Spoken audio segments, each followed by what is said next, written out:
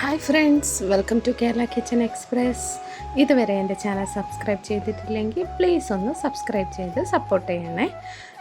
ഇന്നത്തെ റെസിപ്പി ഒരു പൂരി മസാല ആണ്. അതിന് വേണ്ടി ഞാൻ ചട്ടി അടുപ്പത്ത് വെച്ചിട്ടുണ്ട്. ചട്ടി നന്നായിട്ടൊന്ന് ചൂടാവട്ടെ.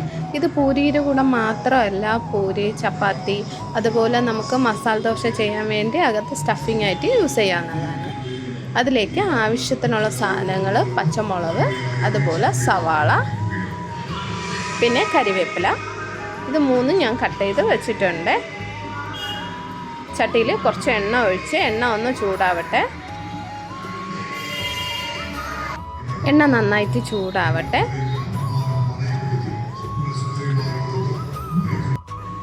ഇതിന് ആവശ്യമുള്ള നമ്മളെ ഉരുളക്കിഴങ്ങ് ഞാനിപ്പം 2 പീസാണ് എടുക്കുന്നത്. 2 എണ്ണമാണ് എടുത്തിട്ടുള്ളത്. നിങ്ങൾക്ക് നിങ്ങളെ ഹൗസ് മെമ്പേഴ്സിൻ്റെ അനുസരിച്ച് നിങ്ങൾക്ക് കൂട്ടുകയും കുറയ്ക്കുകയും ചെയ്യാം. അത് നന്നായിട്ടൊന്ന് കഴുകിയിട്ട് ഞാൻ 2ആയിട്ട് കട്ട് ചെയ്ത് ഒരു കുക്കറിൽ വേവിക്കാൻ വെച്ചിട്ടുണ്ട്. ഇത് 2 വിസിൽ നമുക്ക് വേവിച്ചെടുക്കാം. അപ്പോൾ ഇപ്പുറത്ത് എണ്ണ നന്നായിട്ട് ചൂടായി. ആ സമയം കൊണ്ട് നമുക്ക് കടുക് ഇട്ട് കൊടുക്കാം. കടുകൊന്ന് നന്നായിട്ട് പൊട്ടിക്കോട്ടെ.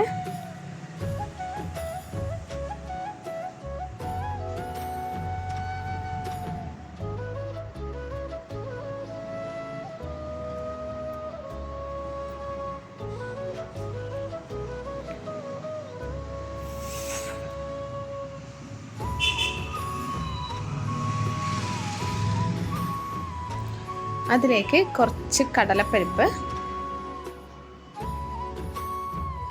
നിങ്ങൾക്ക് ഈ സമയം കടലപ്പരിപ്പോ അല്ലെങ്കിൽ ഉഴുന്നും പരിപ്പോ ഏത് വേണമെങ്കിലും നിങ്ങൾക്ക് ഇട്ട് കൊടുക്കാവുന്നതേ ഉള്ളൂ.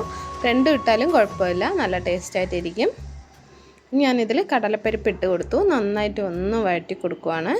പിന്നെ 2-3 വറ്റൽമുളക് 2ആയിട്ട് പൊട്ടിച്ച് ഇതുപോലെ ഇട്ട് കൊടുക്കാം.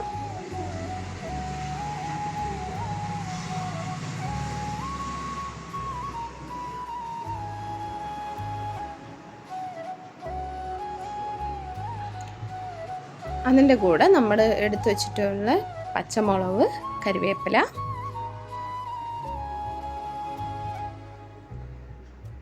നമ്മൾ കട്ട് ചെയ്ത് വെച്ച സവാള എല്ലാം ചേർത്ത് നന്നായിട്ടൊന്ന് വഴറ്റി കൊടുക്കുക. ഇത് പെട്ടെന്ന് ചെയ്യാൻ പറ്റണ ഒരു റെസിപ്പിയാണ്. അതുപോലെ ടേസ്റ്റിലും നല്ല അടിപൊളി ടേസ്റ്റാണ്.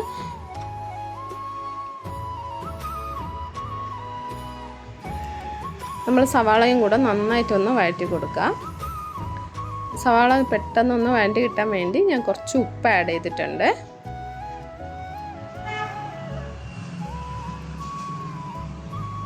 ഇതിലേക്ക് ഒരു 1/4 ടീസ്പൂൺ മഞ്ഞൾപ്പൊടി ചേർക്കണം.